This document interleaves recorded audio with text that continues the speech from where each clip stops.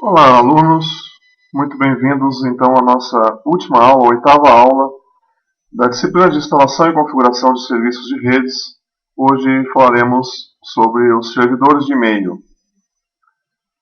Como objetivos, esperamos que no final dessa aula você seja capaz de conhecer os principais servidores de e-mail, o SMTP, que é um servidor para o envio de e-mails, o servidor POP, um servidor para recebimento de e-mails, assim como o IMAP, também com a mesma função, receber e-mails. Também é esperado que você possa compreender quais são os problemas relacionados às questões de segurança dos servidores de e-mail. E, finalmente, aprender a usar o Telnet para emular um aplicativo de correio eletrônico para o qual vocês estarão trabalhando durante o encontro presencial da semana. Muito bem, o SMTP é o Simple Mail Transfer Protocol, ou um protocolo de transferência de e-mails simples.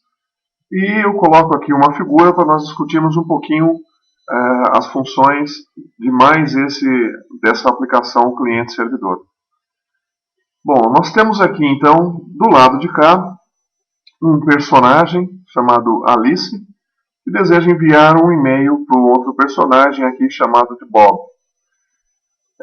No meio da conversa, nós temos aqui o if, representando um elemento que vai tentar interceptar os e-mails que são enviados da Alice para o Bob. Estes elementos, não fui eu que inventei esses nomes são característicos e são muito usados do ambiente de segurança. Então, quando se fala em segurança da informação, qualquer livro ou qualquer referência que vocês forem procurar a respeito, esses personagens devem aparecer. Alice ou Alice é sempre a personagem ou o emissor ou quem envia os dados. Bob é o personagem que recebe os dados. E Eve é uma abreviatura de eavesdropper, né, que é o espião, é quem tenta então violar as questões de segurança da rede. Eu coloquei esses personagens aqui para fazer essa referência a questões de segurança. Muito bem. Para utilizar o serviço de envio de e-mails, a Alice aqui nesse cantinho, ela vai acessar o servidor de SMTP ao qual ela está cadastrada, ou seja, seria o provedor de acesso de Alice. Ela deve ter um e-mail dentro deste provedor. Por questões de segurança, não é comum ou não é aceitável que a Alice envie dados diretamente para o servidor para o qual o Bob está cadastrado. Quem vai fazer esse envio é o provedor da Alice.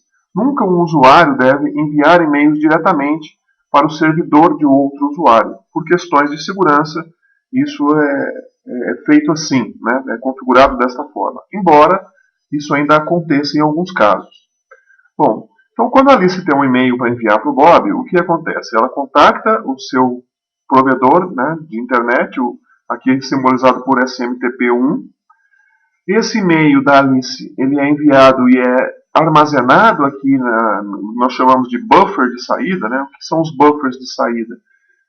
O provedor da Alice ele também atende outros clientes, não somente ela. Então não é só ela que está tentando enviar e-mails.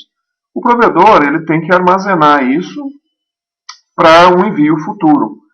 Pela característica do SMTP, esses dados que vão de SMTP1 ou do provedor da Alice para SMTP2, que é o provedor do Bob, eles não vão de uma vez, não é imediatamente que a Alice coloca o e-mail para o seu provedor e esse provedor envia o e-mail para um destinatário.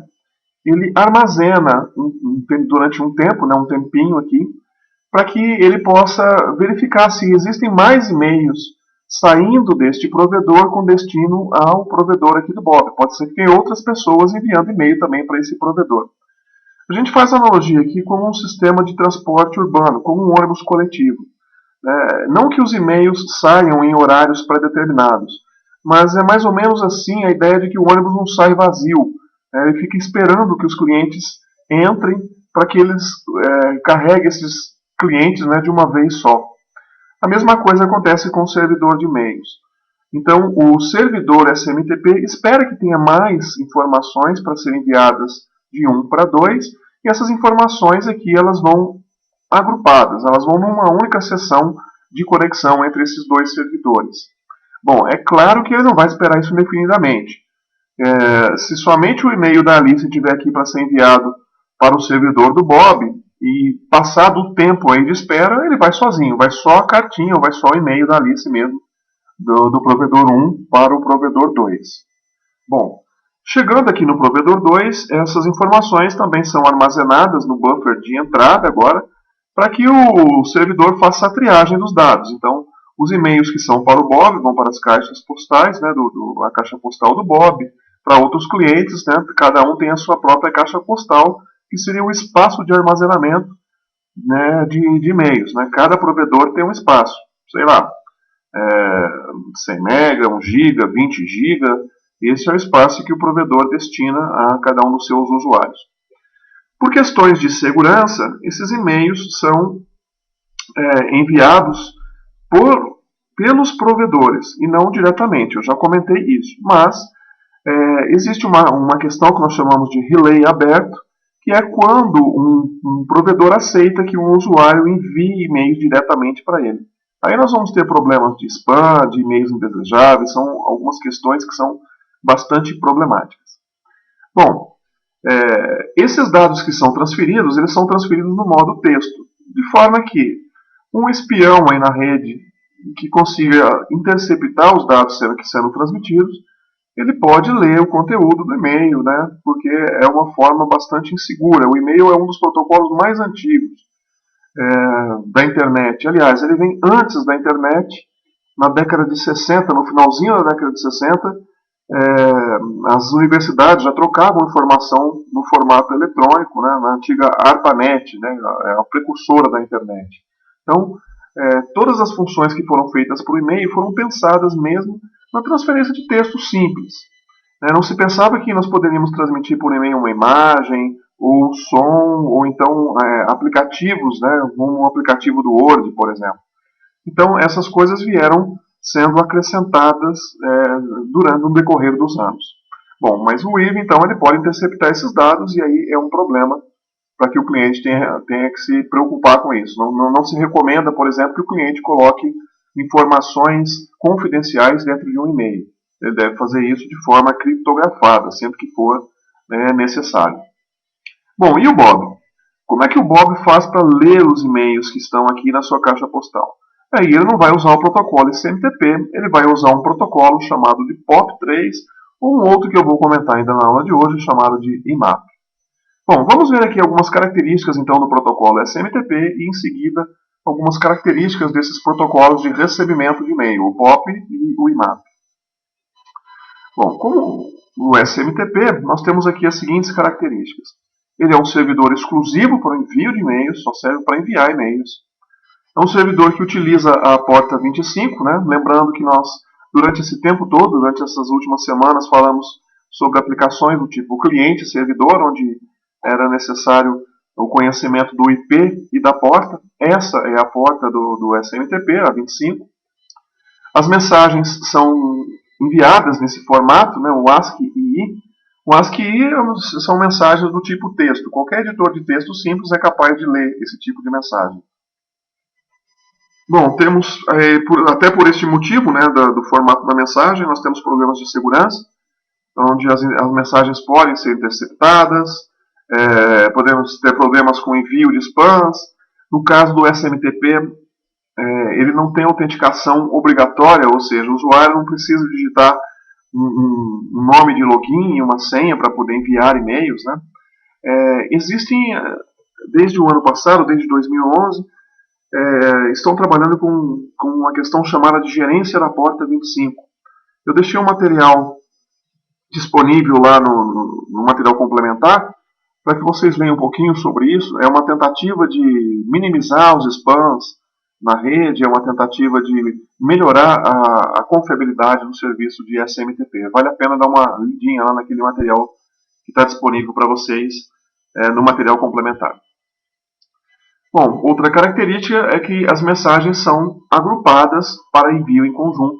Como eu disse, a mensagem não é imediatamente enviada, elas são armazenadas nos buffers de entrada para serem enviadas em conjunto futuramente. E o protocolo mais antigo aí da internet, com alguns procedimentos precários. Vocês vão ver lá no Telnet, por exemplo, que na hora de utilizar o aplicativo de envio de e-mails, né, usando o Telnet, nós vamos ver que para encerrar uma mensagem eu uso um ponto mesmo, um ponto numa única linha, aquilo significa fim de mensagem. Né?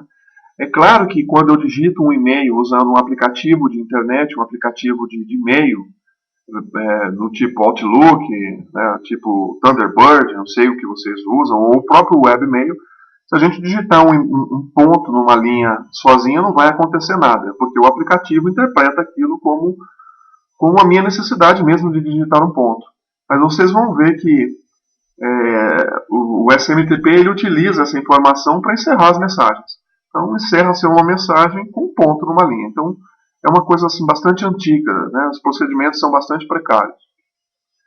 Vamos ver aqui as características então do POP3, é o primeiro servidor para recebimento de e-mails. Nós temos aqui o POP3, ou Post Office Protocol. Bom, o POP3 tem como características que é um protocolo utilizado no recebimento de e-mails, um dos mais utilizados para recebimento de e-mails.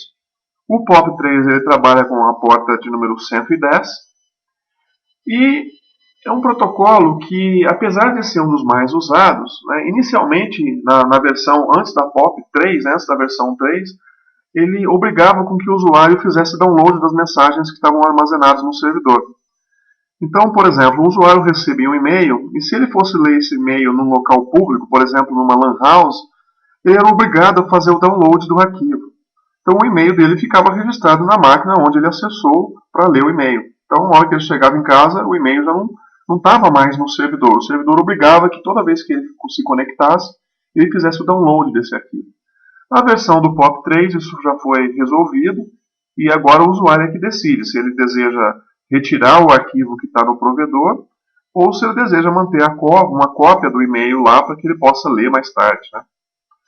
Bom, é muito usado apesar das limitações de alguns recursos, principalmente recursos em administração de pastas. Né? Ele não permite muito que se crie diversas pastas para o usuário. Então o usuário não tem como criar uma pasta, por exemplo, meus arquivos, arquivos importantes. Ele não consegue fazer uma estruturação de diretórios muito profunda utilizando o POP3. Bom, para resolver esses probleminhas, nós temos aí um outro protocolo de recebimento de e-mails, que é o IMAP, o Internet Message Access Protocol, que é um pouquinho mais sofisticado que o POP3. Também é um protocolo usado no recebimento de e-mails. No caso do IMAP, ele utiliza a porta de número 143 e, por ser um pouquinho mais sofisticado, ele permite o usuário gerenciar as pastas de forma mais adequada. O usuário ele pode criar qualquer pasta com qualquer nome para organizar os e-mails dele, né? Os e-mails que são importantes, os e-mails que são do trabalho, enfim, eu consigo fazer isso usando o protocolo IMAP. E também, né, na versão mais nova aí do IMAP, ele permite que o usuário compartilhe informações dentro de um grupo de trabalho. Então, eu posso ter um grupo e compartilhar os meus e-mails dentro desse grupo, né, trabalhar com grupos mesmo de trabalho, ou com os sistemas de webmail, que nós comumente, aí, eu acredito que alguns de vocês utilizem, Gmail, Yahoo, enfim, né, o Hotmail, alguns e-mails aí que nós chamamos de webmail. Muito bem, vamos fazer aqui um exemplo, eu quero explicar aqui um exemplo para vocês de como é que se faz um acesso, como é que eu faço um envio de um e-mail, utilizando um aplicativo não convencional que é o Telnet, só para mostrar como é que o protocolo funciona. Comumente vocês estariam utilizando um webmail, onde já tem um campo exato onde você coloca o e-mail do destinatário, as informações, os anexos de arquivos, né? Vocês já estão cansados aí, já são bem peritos aí para enviar e-mails. Então eu vou mostrar como é que isso funciona. Para isso eu vou usar o aplicativo Telnet, assim como vocês usaram lá na aula de número 2, quando nós falamos sobre o protocolo HTTP e vocês tiveram a oportunidade de fazer um acesso com o Telnet emulando um browser, né, emulando um navegador. Dessa vez nós vamos emular um aplicativo de envio de e-mails, de correio eletrônico. Bom, como exemplo, nós fazemos aqui, né, a primeira parte, nós fazemos aqui um acesso a um servidor chamado smtp.cerrado.com. Inclusive, esse é o domínio que nós usamos lá na nossa configuração de DNS durante a semana. e vai ser também utilizado no encontro presencial desta semana. Então eu dou aqui um telnet, é onde eu digito esse comando. Eu digito no prompt de comandos. Estou lá no Linux, no prompt de comandos eu digito. O que está em vermelho é o que eu digito e o que está em azul são as mensagens que retornam do servidor. Então eu digito primeiro telnet smtpcerrado.com, indicando dessa vez a porta de número 25, a porta do telnet, e aí, estabelecida a conexão, o servidor me manda uma mensagem, né, de boas-vindas. A primeira informação que eu devo digitar para poder continuar mandando esse e-mail, né, escrevendo o meu e-mail, é um hello cerrado.com. Não se assustem com esse hello, né, eu sei que está escrito de forma errada, né, o hello em inglês tem 2 L's, mas o protocolo exige dessa forma. Acho que quem inventou isso tentou economizar, foi uma economia muito pouco significativa, até que ficou meio feio, né, escrever dessa forma, mas é assim mesmo. Eu escrevo um hello com H-E-L-O e o nome do meu domínio usado lá no cliente, cerrado.com. Se ele permitir essa conexão, ele responde com uma outra mensagem, um OK. Vocês vão ter oportunidade de ver essas mensagens durante o experimento na aula prática da semana. Eu estou tentando aqui mandar um e-mail proveniente de um usuário qualquer, né, um usuário chamado aqui, fictício no meu exemplo, chamado jpedro@qualquerdomínio.com. Ele aceitando esse envio de e-mail, ele vai dar uma mensagem do servidor, e aí eu coloco um outro parâmetro, que é o parâmetro do destinatário, né? É o RCPT2, Recept2. Quem é que vai receber esse e-mail lá no servidor? É o zarascoves@cerrado.com. Então estou mandando um e-mail para este domínio. Aparece uma nova mensagem do servidor de aceito, e aí eu escrevo a palavra data, e o servidor me alerta. Olha, a partir de agora, tudo que eu escrever daqui para baixo, a parte que eu escrevi daqui para cima é o cabeçalho da informação do meu e-mail, e daqui para baixo são os meus dados. Então ele pede para que eu escreva os meus dados aqui embaixo, né, a parte da minha mensagem que eu quero transmitir, e que eu termine a mensagem com um ponto. Como eu disse, o procedimento ele é bastante precário, né, é um ponto. Bom, como exemplo, vamos supor que o usuário então digite isso. Embora essas informações aqui você pense que seja do cabeçalho, né, o from, o to, o subject, isso que aparece quando nós recebemos um e-mail, né, de quem é o e-mail, para quem vai o e-mail, qual é o assunto do e-mail, enfim. Mas na verdade isso aqui faz parte do campo de dados e não do cabeçalho da mensagem. Então eu escrevo aqui, from, a mensagem vem do João Pedro, e ela vai para o zarascoves, o cerrado.com, e coloquei aqui como assunto, como subject, um textozinho aqui, mensagem para um amigo. E aqui dentro o texto escrito por ele. Olá, amigo João Pedro. Como estão as coisas? Mande notícias. Assinado José das Cores. No final, ele coloca um ponto para encerrar a mensagem. Aí aparece uma mensagem do servidor confirmando que essa mensagem está em enfileiramento, ou seja, ela está em buffer, está armazenada, aguardando que o cliente tenha mais mensagens para enviar.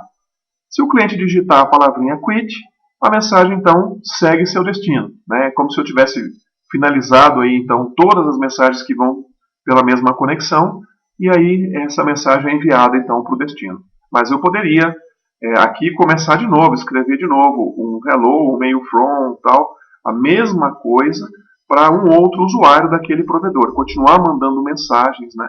No final eu dou um quit e todas as mensagens que eu tiver escrito aqui vão de uma vez para o destinatário.